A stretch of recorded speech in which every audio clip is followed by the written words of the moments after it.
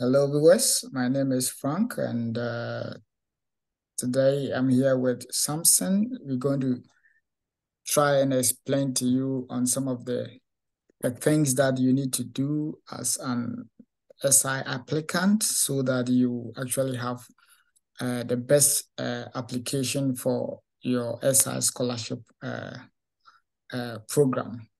What we're going to talk about basically is to give you some of the tips that you need to put up in order to have a successful SI scholarship application. So what we're going to do today is to actually provide you with all the basic steps that you need based on the template that SI have provided to you to fill them. Now, first of all, we will look at the various template, which consists of the proof of work and leadership experience, the reference, the CV, the motivation, and the video interview, which has been one of the new process as part of the SI application. All right. So now, before we go into the various sessions, if you have not subscribed to the channel, I think this is the right time for you to do, because you're going to have more insight on your SI application. You're going to have more insight on more applications, more scholarship applications in US, in Germany, in Hungary, in Canada, and the countries that you actually know. This is a platform that we can actually give you all these insight vividly. Okay. So as we go on, we're going to pick the reference template, and we're going to try and explain to our best of knowledge and ideas some of the things that you need to do based on the reference template. Now, if you want to have the best reference template, and if you want to ensure that you don't actually make any mistakes on your reference template, then you have to go by the instructions provided by the SI. Now, this is a key item you need to notice in the reference template. Now, it states that, kindly note that when the letter of reference stretches to 2 pages, the referee signature and the official stamp of the referring organization or notary office are required at the bottom of both pages. So you have a reference template. This means that the first page and the second page of the SI reference template, according to SI, must be signed and stamped. So what you can do is that the first page of the reference template, you actually have to sign and stamp the bottom. But with the last page, you actually have the various sections there on the last page, which says that you need to put a stamp here, you need to sign here, you need to write the date and the city and country of the organization. So ensure that both pages, if it stretches to 2 pages, definitely it will have, definitely it will stretch 2 pages. So ensure that you actually sign and stamp both pages to authenticate the reference template. Okay, so we move on to the CV template. One of the key documents that you need to add as part of your SI application, which is the CV template. One of the things that you need to consider to have the best CV template to ensure that you do not actually get disqualified is to go by the instructions provided by the SI, which says that you may not alter the formatting of the template, nor create categories or headings in the template. Alterations will render your application ineligible. However, you may delete headings or entries you do not need.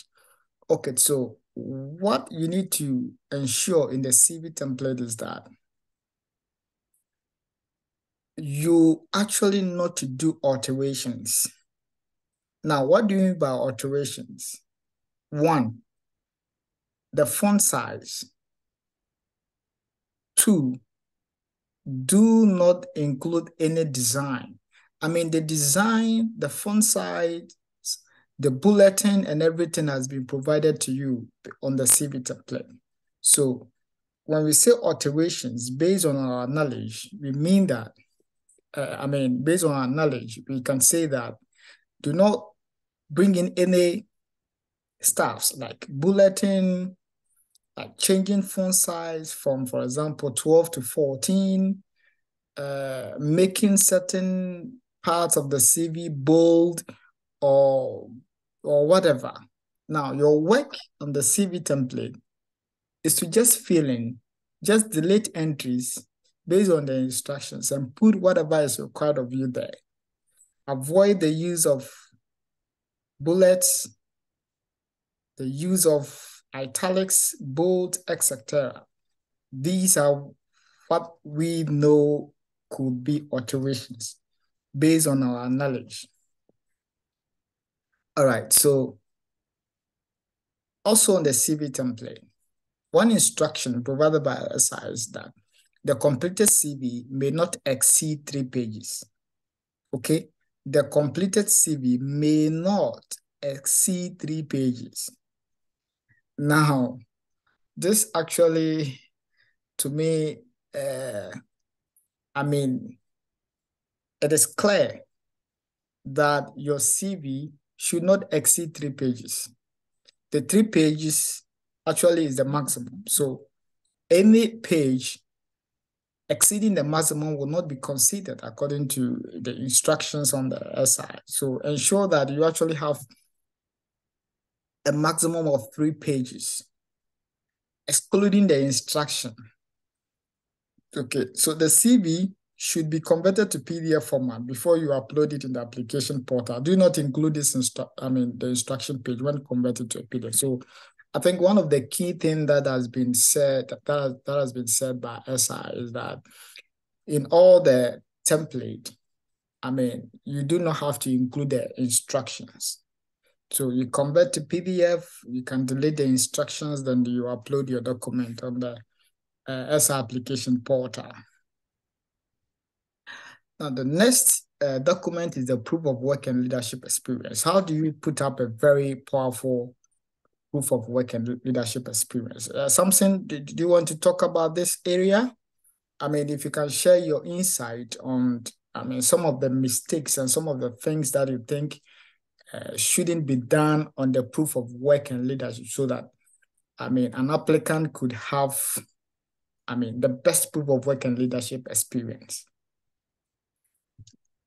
Yeah, I would like to talk about this thing, but before that, I want to add up to the bulletin that you talk about.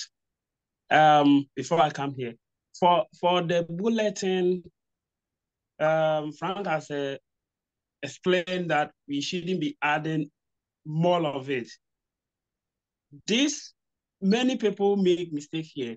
For example, if you have more responsibilities, all these responsibilities should, you know that when you take the template, they will give you only one bullet.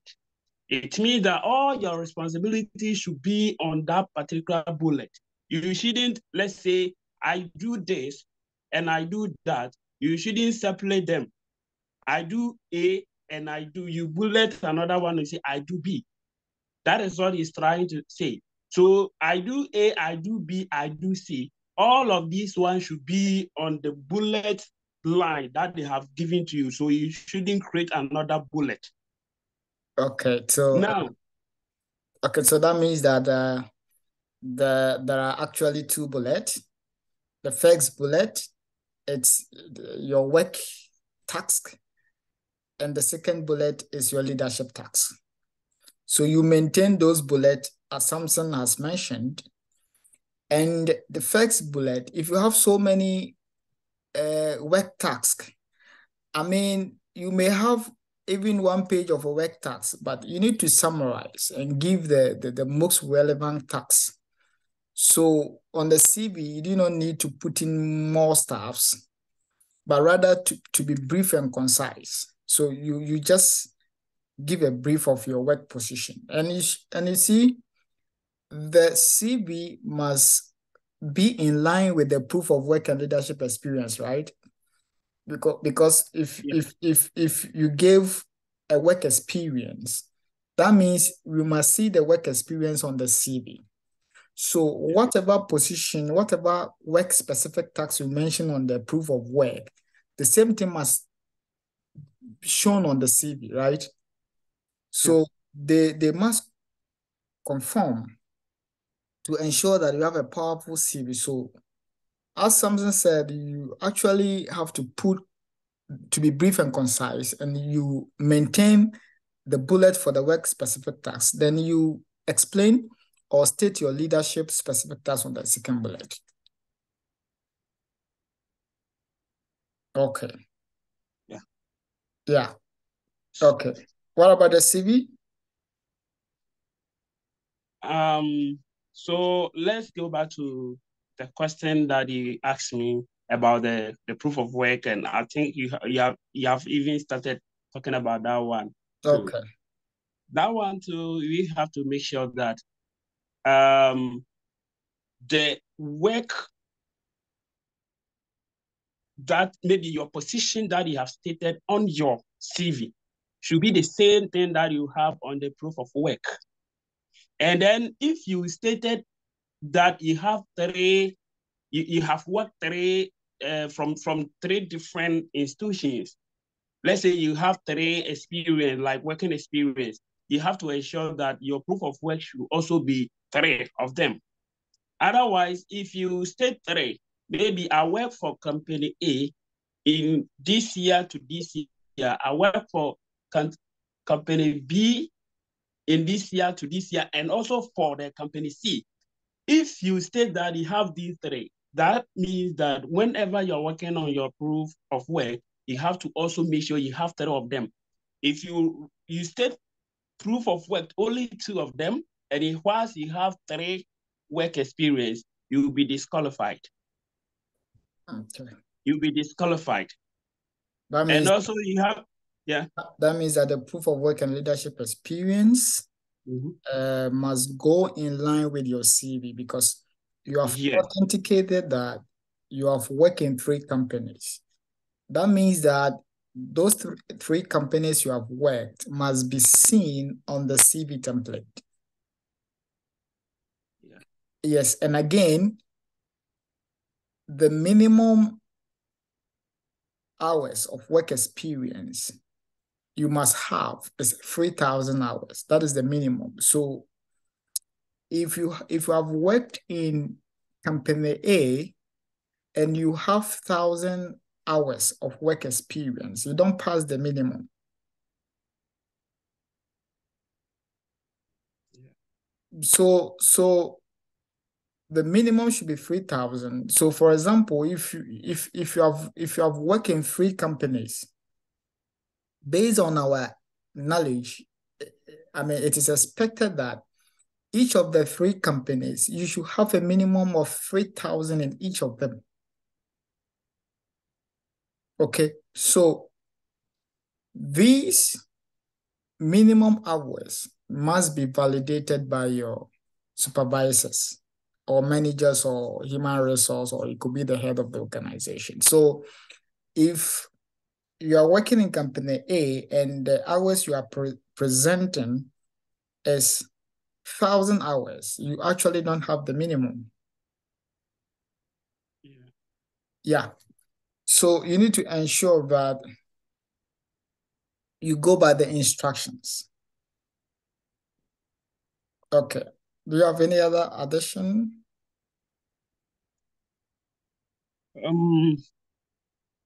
Yeah, for the number of hours too, you have to make sure that all the three or the two companies, or even if it is one company or institution that you have worked with, you should have the minimum.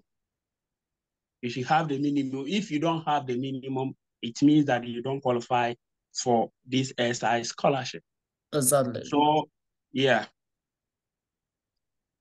So you have to make sure that before you apply, And also you have to know how this thing is calculated. I believe Frank will just give some things about how the number of hours are calculated.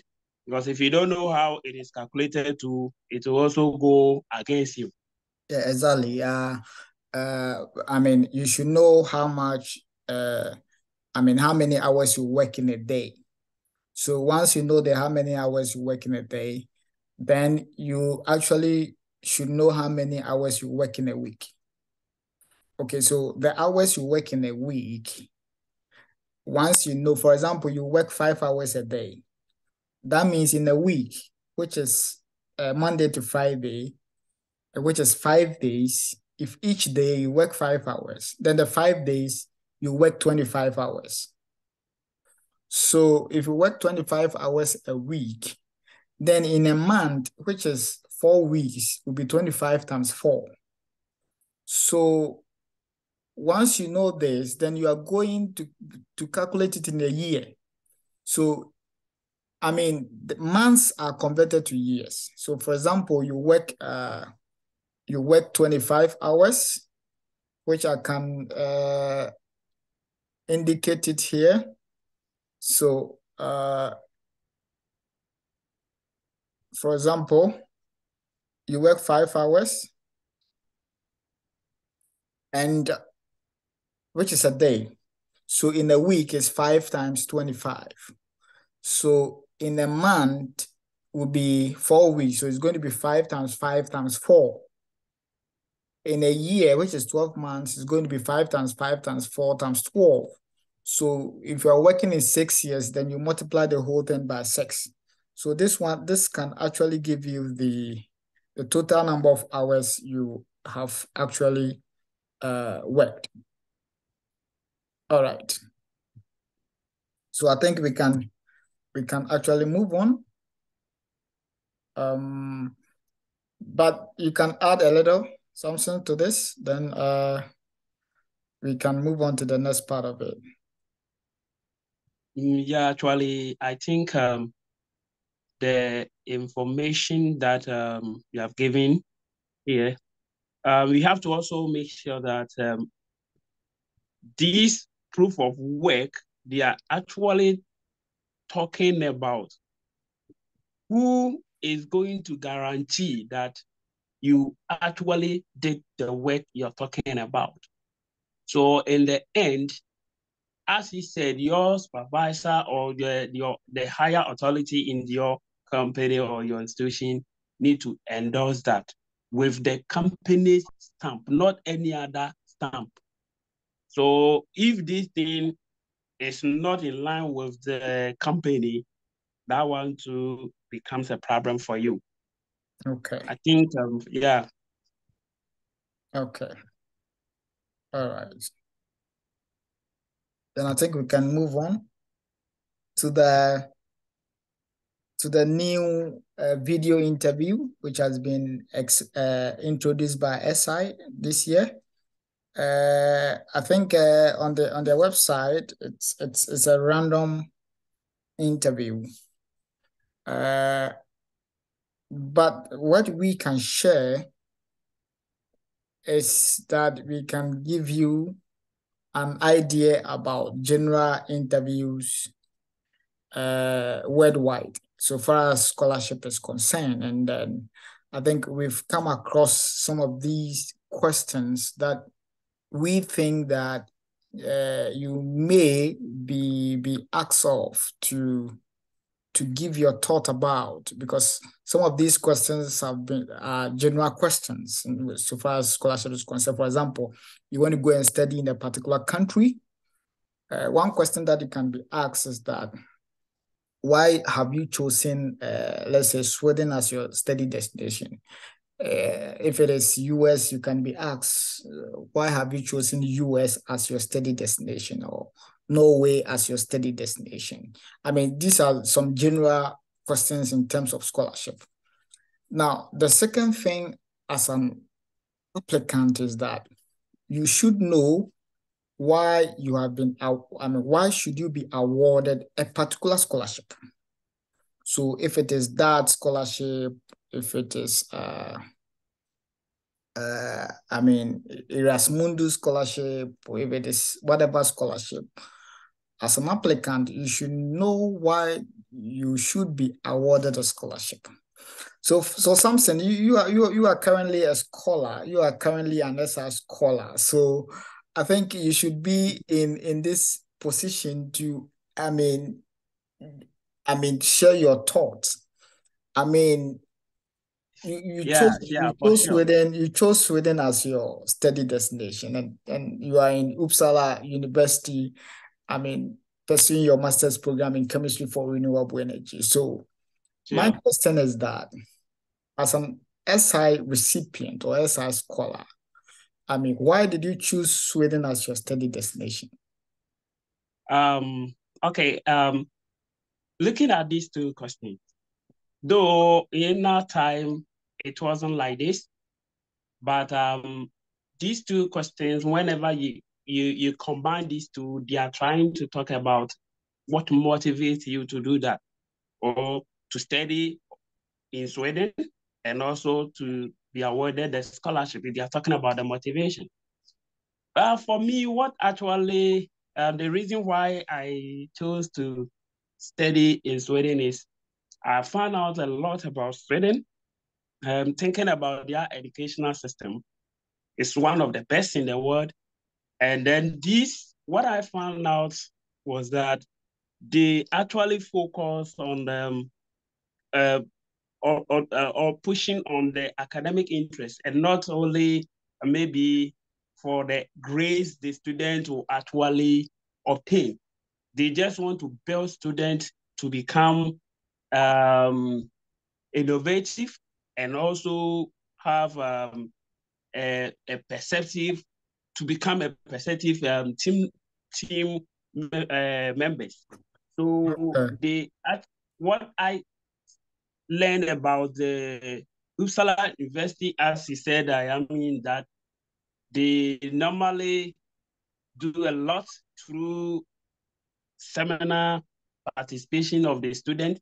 So in the end of your course, you become somebody that you can actually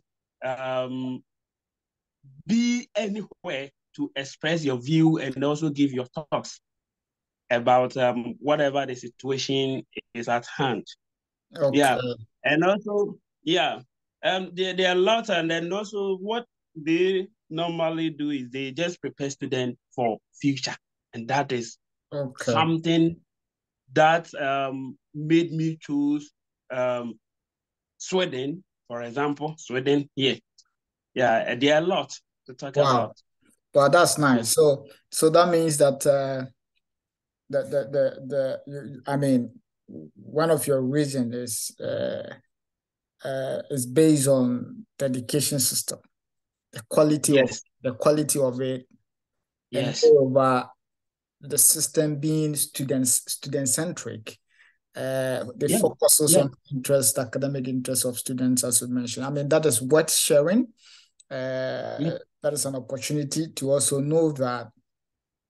Okay, so my second question to you is that I mean, for instance, you are currently an SI scholar. So let's assume that you are not an SI scholar and you are applying for the SI scholarship. So let me ask you, why should you be awarded a scholarship?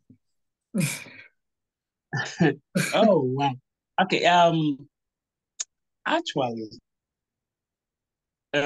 before you talk about giving you the opportunity to have this scholarship, you should bear in mind that the scholarship team, what are they looking from you, or what are they looking for? So you are going to be given a scholarship, and at the end of the day, what next? So what I did was, I based on a problem that is a problem that we had way back in Ghana. I think it's still even there. So thinking about the lighting problem that we had. So that's electricity. yes, Yeah, yes, the electricity problem that we had. So currently, I'm doing a master's in chemistry for renewable energy, and then the idea was to just get the knowledge to switch so that whenever I go back to my country, we will be able to switch from these kind of problem to a greener ones that is more renewable energy sources when we have the ability to maybe create our own sustainable or renewable source of energy. Okay. So, yeah, so when I took that problem, I have to state to them that financially, I'm very weak, and then we actually need this kind of knowledge and skills to go back home and then solve the problem, and that is the passion. Okay, so that means So that so that means that in order to answer this question, for example, in scholarship in general, irrespective of the country, I mean, one has to have a problem that he would want to contribute to, right? yes, And then secondly, you should be able to state how you're going to solve that problem, your contribution in solving that problem.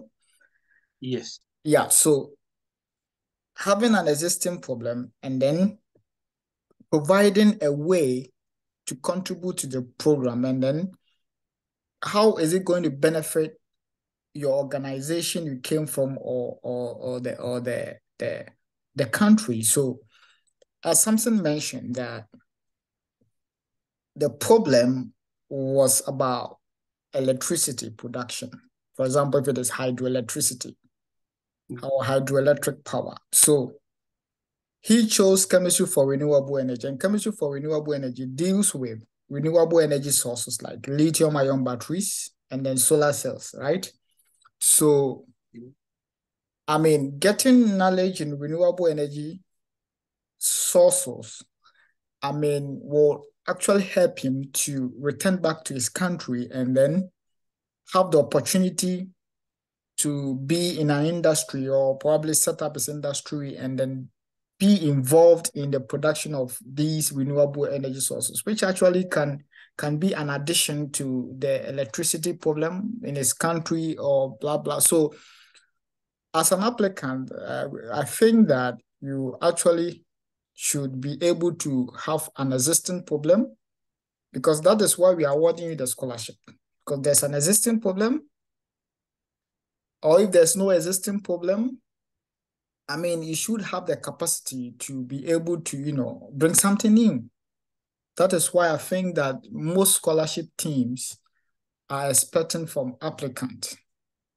So I think by combining these things together, you can provide better answers to any scholarship team, irrespective of the country you are applying to have a successful scholarship application. Some any addition to brush it up? Okay, and let me talk about the this one too. Adding to why I chose to study in Sweden. Sweden is known to have a numerous large multinational organizations that are also the forefront of the world. So, and they are also dealing with innovation and also technology. So, if you choose to study in Sweden, these are some of the advantages or the opportunities that you have. As they have unlike other countries that do not permit students to do internship or work along their studies, here you Okay. have about 40 hours to do that. And so students are given the opportunity to just work with or do internship with many of the companies, the big companies that also create opportunities for students even after they have completed school. Okay, that's nice. Thank you for joining, Samson. Viewers, we thank you for watching our video. I mean, try and then subscribe to the channel, like the channel, and then share to your people. And then don't forget to always visit our channel for some of these insightful videos about scholarship opportunities. Next time, we'll be bringing you some scholarship opportunities in the United States of America, in Canada, and in Germany that you can easily explore, whether it is master's degree programs or PhD degree programs. Thank you for watching our channel.